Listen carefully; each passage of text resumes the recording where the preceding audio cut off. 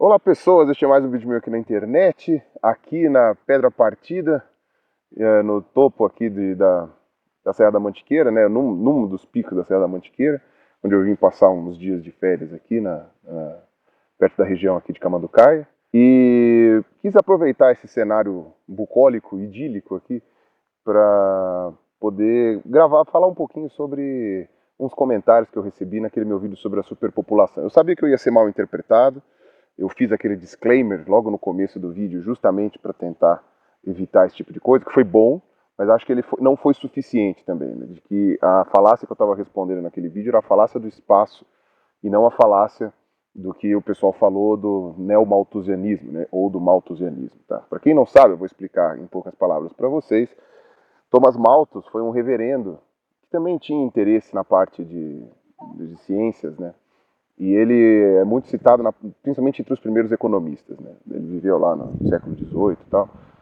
E o Thomas Malthus, ele dizia que a população crescia, ele observava, né, na Inglaterra, onde ele vivia, a população crescendo em progressão geométrica, ou seja, multiplicando, enquanto a produção de alimentos crescia em proporção aritmética, em progressão aritmética. Ou seja, uma é uma reta e o outro é uma ascendente, assim, que nunca, ou seja, em algum momento você ia desencontrar, ia ter muito mais gente do que comida, e a galera ia morrer de fome, ia ter uma catástrofe e tal, e ele é o pai da ideia de superpopulação, Thomas Malthus. Como ele era reverendo, ele enxergava nisso como uma lei divina, uma coisa assim e tal, apesar de que os próprios religiosos foram os que ficaram contra o Thomas Malthus na época, porque diziam que ele estava falando essas ideias para proibir as pessoas de reproduzir, de multiplicar, que é o que dizia na Bíblia. E sempre foi uma coisa muito negativa o malthusianismo, né? Porque ele era sempre vinculado à questão dos pobres, né? Ou seja, os pobres é que deveriam ter um controle populacional, porque eles formam cortiços, né? Lugares pobres, tal, não sei o quê, onde tem doenças, onde tem degradação moral, essas coisas todas. Então, o malthusianismo sempre foi vinculado com esse tipo de ideia, né? E então pega muito mal falar que você é malthusianista em vários aspectos. E o neomalthusianismo, que eles chamam, né, apesar de que é meio complicado sempre falar esses termos neo, né, mas o neomalthusianismo seria um malthusianismo que diria que a gente tem que parar de reproduzir ou que a gente tem que implementar certas restrições populacionais para que a gente pudesse ter um controle maior da quantidade de pessoas no mundo e ter menos gente no mundo para a gente conseguir viver melhor, para aqueles que estão vivos, tá? O pessoal às vezes associa muito, teve vários movimentos envolvidos nisso, que é praticamente um movimento que deu origem ao controle de natalidade, né? Ou na verdade a planejamento familiar, tá? Como eu já expliquei naquele meu vídeo sobre a pílula anticoncepcional feminina, né? Uma das primeiras feministas da história, né? Foi a que mais incentivou a produção da pílula anticoncepcional, que foi considerado um absurdo na época, justamente porque ela iria dar à mulher o poder de dizer se ela queria ou não ter filhos, né? E também teve um monte de polêmica, porque ela era uma eugenista muito ferrenha, né? E ela fez os testes da pílula anticoncepcional, quando ela ainda não tinha muita certeza, em populações pobres de Porto Rico, né? Porque ela era americana, né? Então Porto Rico era dos Estados Unidos, ainda é, né? Então ela fez as populações lá. Então ela foi muito xingada por ter feito os experimentos ali, fez em população pobre, né? Um monte de mulheres teve uma série de problemas por causa disso e tal, enfim. Então é um tema sempre muito controverso, sempre muito delicado de ser tocado, né, nessa questão do malthusianismo, neomalthusianismo e tal, que a gente tem que controlar. E você tem muitos ambientalistas que são neomalthusianistas, né, que falam que a gente tem que parar de gastar os recursos do planeta, que a gente tem que parar de se reproduzir, e que por isso seriam considerados malthusianistas também. E que são sempre atrelados também a movimentos de esquerda, não por causa do ambientalismo, mas porque, historicamente, os movimentos socialistas, né, do Lenin para depois, tal, né, tiveram essa preocupação com relação ao planejamento familiar e ao controle populacional.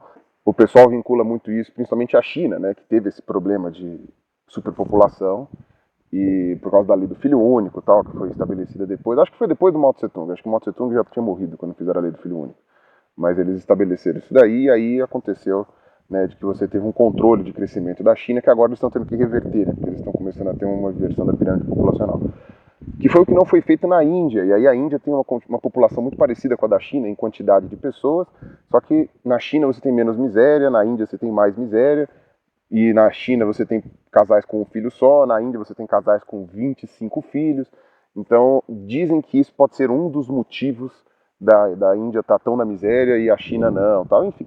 Mas aí outras pessoas vão dizer que são outras questões econômicas, tal. Eu estou só jogando aqui os argumentos que eu escuto, não estou aqui tomando posição com relação a isso, porque eu não estudei o suficiente. Naquele meu outro vídeo sobre a superpopulação, em nenhum momento eu falei que a gente tinha que controlar a nossa população, porque nós não iríamos dar conta de alimentar, tal. Inclusive, eu até falo naquele meu vídeo que a população humana, que a gente tem comida para todo mundo, se a gente quiser.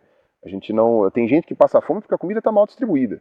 Porque você tem países ricos que desperdiçam comida e tem países pobres em que a comida não chega, ou chega só para algumas pessoas. Então, se a gente tivesse um mundo unificado sem fronteiras, a gente provavelmente teria distribuição de comida um pouco mais igualitária para todo mundo. Então, o problema não é que a gente não consegue produzir comida, e a gente também tem que levar em conta que uma coisa que muita gente comentou naquele meu vídeo, e eu sou completamente favorável a isso, porque inclusive é uma questão histórica, não é nem uma questão de se concordar ou discordar, é só de constatar fatos. Que a tecnologia mudou muito de muitos anos para cá, e essa mudança tecnológica acabou possibilitando que a gente produzisse mais com menos. Ou seja, hoje uma mesma área agrária, né, uma mesma área de plantio, que há 50 anos atrás produzia X, hoje produz 3X, produz muito mais comida do que produzia antes, graças aos alimentos transgênicos e uma série de outras adaptações que a gente teve. Então, o grande problema que eu acho que as pessoas criticaram naquele meu posicionamento, naquele meu vídeo, é porque elas acharam que eu estava falando que a gente não ia dar conta e tal. Muito pelo contrário, até coloquei naquele disclaimer falando que a população provavelmente uma hora vai estacionar naturalmente, porque você passa a ter outras prioridades na sua vida, dependendo de qual é a sua posição na pirâmide social. E à medida que as sociedades vão avançando na questão etária, né, as pessoas vão naturalmente tendo menos filhos. Elas naturalmente vão tendo menos filhos por ter outras preocupações, por ter outras prioridades e tal. Então isso é uma tendência mundial, só não é uma tendência mundial em alguns países em que ainda estão muito defasados na parte econômica e social, enfim, política, tudo isso daí. Então, o Brasil, por exemplo, é o país que pulou, né? A gente já está tendo um envelhecimento populacional e a gente não teve o desenvolvimento, a gente não virou o primeiro mundo para fazer isso, né? É interessante. Mas então eu não acho que a gente vai ficar sem comida ou que a gente não vai ter condições, a gente vai ter. O meu problema com o texto não é a questão tecnológica, não é achando que no futuro a gente vai poder fazer, sei lá, fazendas verticais, sim, edifícios. A gente vai ter lugar para morar, obviamente mais apertadinho, com uma qualidade de vida talvez um pouco pior, mas a gente vai conseguir morar em vários lugares, não tem problema. Constrói arranha-céu ao invés de eu construir casa, sabe? Se ocupa espaço para cima. O pessoal até falou de cidades navio, né, cidades em cima da água, tal. Isso seria interessantíssimo. Eu acho que o ser humano é um mamífero muito engenhoso e ele consegue inventar bastante coisa quando necessário. A minha preocupação naquele meu vídeo era sobre o espaço. Era as pessoas estarem usando uma falácia dizendo que tem espaço sobrando, que não vai acabar o espaço nunca, que a gente só usa 3% da Terra. Isso está errado, isso é simplesmente uma mentira. A gente não usa só 3% do planeta. A gente usa, assim, diretamente a gente usa pelo menos 45%, sem contar todo o resto que a gente não consegue ocupar com densidades demográficas muito grandes. O pessoal veio falar de cidades no deserto, tá, tem Las Vegas, tem cidades lá no Saara, tem coisa, né, a capital do Níger é no deserto, tal, mas não sei, apesar de a gente conseguir montar cidades no deserto, você vê que ele continua sendo um deserto. Você tem programas lá em Israel, lá até os kibbutzim, que funcionaram muito bem, tal, do pessoal fazendo dessalinização, transformando para fazer irrigação no deserto. Mas aí você vai para Dubai a galera tudo milionária, fazendo não sei o que, continua no deserto. É uma cidade milionária de um monte de gente rica, tem os pobres também, mas tem um monte de gente rica e tal, no meio do deserto, areião. Sabe, não transformou o deserto em coisa. Os caras fizeram até ilha, né, artificial no meio do Golfo Pérsico lá e continua sendo um deserto. Então, se você for levar em consideração isso daí, por mais que a gente consiga ocupar diferentes lugares, nunca vai ser uma densidade populacional gigantesca. A gente nunca vai ter tanta gente morando em Nevada, nos Estados Unidos, do que morando em Bombaim, sabe, lá na Índia. ou em Pequim, na China. A gente nunca vai ter tanta gente morando, sei lá, na Groenlândia, em Nuuk, lá na capital da Groenlândia, do que morando em São Paulo, por exemplo. Sabe, não tem, sabe, o próprio ambiente limita a densidade populacional, a quantidade de gente e a exploração mesmo de recursos. O próprio ambiente limita. A Islândia tem 300 mil pessoas. A Islândia, assim, o pessoal me corrigiu lá de Luxemburgo, que eu falei que Luxemburgo tinha a mesma quantidade de inscritos que o meu canal. Luxemburgo tem um pouquinho mais a população é um pouquinho maior do que a quantidade de inscritos no meu canal. A Islândia não, a Islândia eu tenho muito mais inscritos do que a Islândia tem de habitantes. Então, não tem como você negar que existe um espaço ótimo em que o ser humano pode ocupar, e esse espaço não é muito maior do que a gente já ocupou. Entendeu? As pessoas ficam falando essa história, não, porque a gente tem muito espaço para ocupar. Não tem muito espaço para ocupar. Agora, se a gente pode reaproveitar ou aproveitar melhor o espaço que nós já ocupamos, aí são outros 500. Aí é outra história.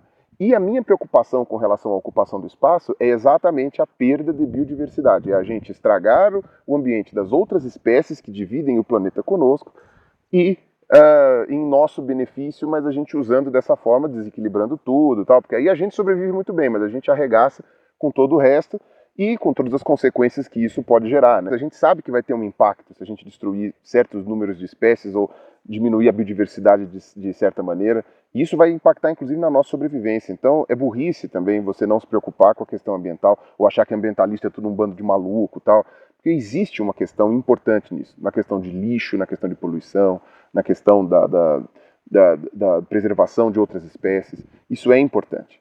Tá? Então, enfim, por isso que eu fiz aquele vídeo na sequência do outro vídeo que eu apresentei para vocês já. Eu acho que quando esse vídeo estiver no ar, o outro já vai estar no ar também. Sobre a questão da redução do número de espécies e a sexta extinção em massa que está sendo gerada exclusivamente pelo ser humano. Então, eu acho que isso é que é o mais importante. Era isso que eu queria dizer com relação àquele meu vídeo da superpopulação. Eu não me considero um malthusianista, um neomalthusianista. Eu não acho que, sabe, o Malthus estava errado, né? O Malthus estava errado. Ele não calculou a Revolução Verde, ele não calculou que as tecnologias iriam melhorar a produção de alimentos, mas ele estava certo frente à realidade que ele tinha observado naquele momento, né? No final do século XVIII, começo do século XIX. Então, ele não estava completamente errado. Ele só não previu que a tecnologia ia conseguir suprir essa diferença que ele estava observando. Então, eu acho que no futuro a gente vai conseguir. Não tem porque você ser malthusianista hoje de novo. Bom, aqui teve um pedaço importante que eu esqueci de gravar, tá? E como eu emendei uma viagem na outra, tive que trocar a ordem dos vídeos, eu acabei não gravando naquela viagem lá, então agora eu tô sem a minha mulher para fazer cinegrafia, tá? Beijo, te amo, mas estou fazendo sozinho aqui, equilibrando no lugar aqui. O Malthus, ele estava errado, porque ele não contava com a parte tecnológica. Se descontando a parte tecnológica, o Malthus estava coberto de razão, ele estava certíssimo.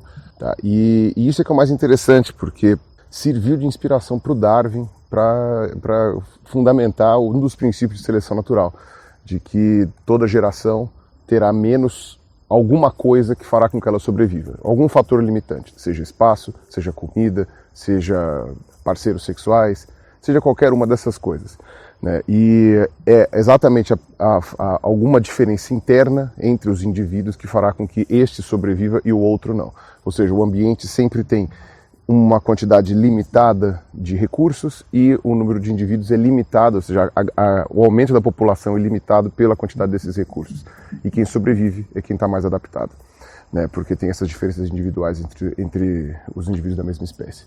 Tá? Então, a ideia do Malthus foi fundamental para o Darwin cunhar os termos da seleção natural, tá? Para inspirar ele a cunhar esses termos, principalmente porque dentro do mundo natural as teorias malthusianas se aplicam perfeitamente. Tá? E claro, nós fazemos parte do mundo natural também, mas nós subvertemos essa realidade através da tecnologia. Então foi a tecnologia que fez com que nós burlássemos as regras do Malthus. Porque na verdade o Malthus, em linhas gerais, ele estava correto, ele estava certo sobre a nossa limitação ambiental e que isso limita a quantidade de indivíduos. Tá?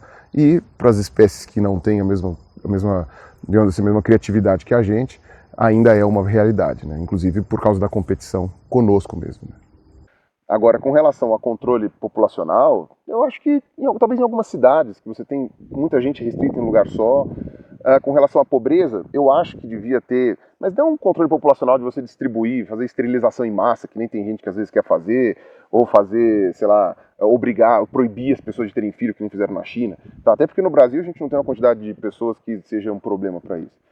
Me preocupo eu acho que a gente deveria, sei lá, talvez conscientizar as pessoas de que às vezes elas deveriam esperar um pouco para ter filhos, caso elas não tenham condição de criar um, se preocupar um pouco com a condição. E outra, a gente tem uma ideia também de que as pessoas têm filho conscientemente. Elas não têm filho conscientemente.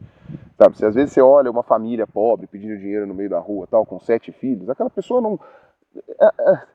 Simplesmente, olha, saiu, nasceu, entendeu? A pessoa transou, depois de 9 meses nasceu um filho, sabe? Não, não é uma coisa pensada, não é uma coisa planejada. Você tem um monte de problemas a ser resolvido antes de você convencer aquela pessoa de que ela não deveria ter filho.